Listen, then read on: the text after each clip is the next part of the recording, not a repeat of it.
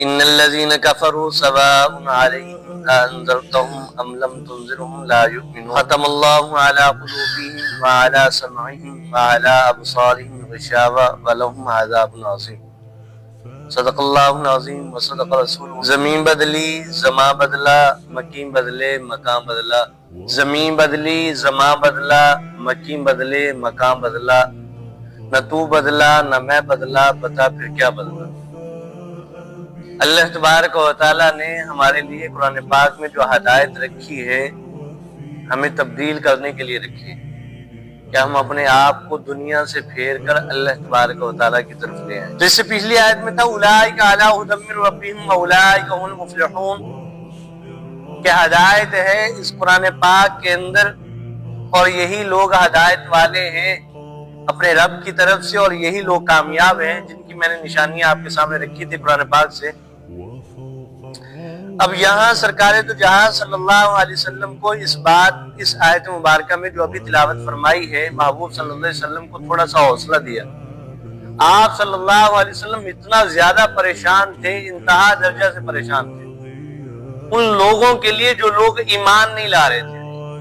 محبوب صلی اللہ علیہ وسلم روتے تھے اللہ تعالیٰ کے سامنے کہ یا اللہ، معاذ اللہ کیا میری محنت کے اندر کمی ہے؟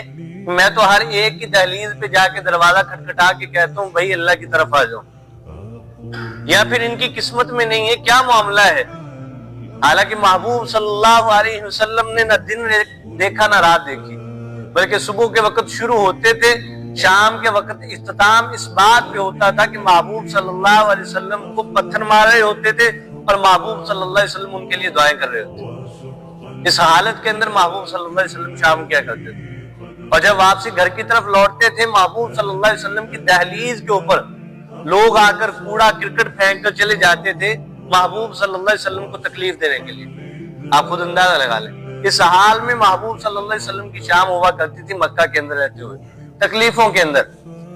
پھر اللہ تبارک و تعالی نے تسلی دی محبوب صلی اللہ علیہ وسلم کو، فرمایا ان الذین کفروا سواء علیہم، اے نبی جی بے شک وہ لوگ جو انکار کیے بیٹھے ہیں، کفر کیے بیٹھے ہیں، سواء علیہم انذرتہم ام لم تنذرہم، ان کے لیے برابر ہے آپ ان کو اللہ کے عذاب سے ڈرائیں یا نہ ڈرائیں، لا یؤمنون، یہ کبھی ایمان نہیں لائیں۔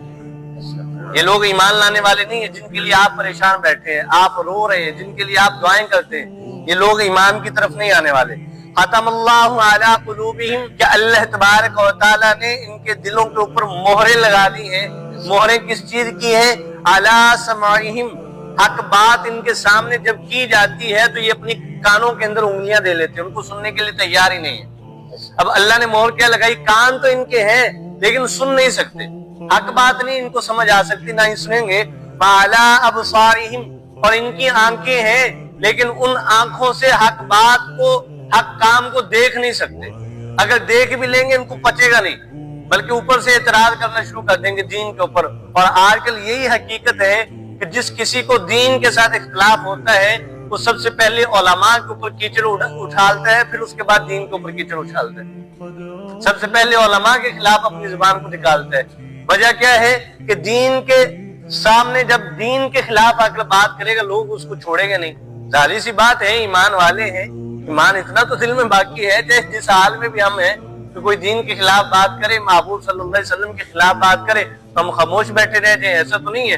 ہاں، وہ سب سے پہلے علماء کے خلاف ہمیں بھڑکائے گا، علماء کے خلاف بھڑکانے کے بعد پھر اللہ والوں کے بعد پھر آپ صلی اللہ علیہ وسلم کے اصحاب کے خلاف، اصحاب کے بعد اہل بیت کے خلاف، اہل بیت کے بعد پیغمبر کی ذات پر، پیغمبر کی ذات کے بعد کیا باقی رہ جاتا ہے کہ جس کے بعد اس کو بھڑکلانا ہے۔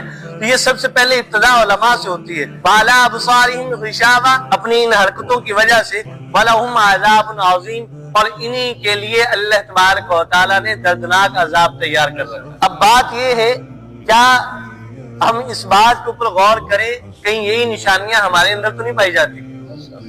کیا یہی حرکات ہماری تو نہیں ہے؟ اگر تو ہماری یہی حرکتیں ہیں پھر معاذ اللہ ہم اپنے ایمان کی تجدید کریں، ہم اپنے ایمان کو دوبارہ سے پختہ کریں۔ اگر ایسی چیزیں نہیں ہیں تو پھر اللہ تعالیٰ کا شکر ادا کریں۔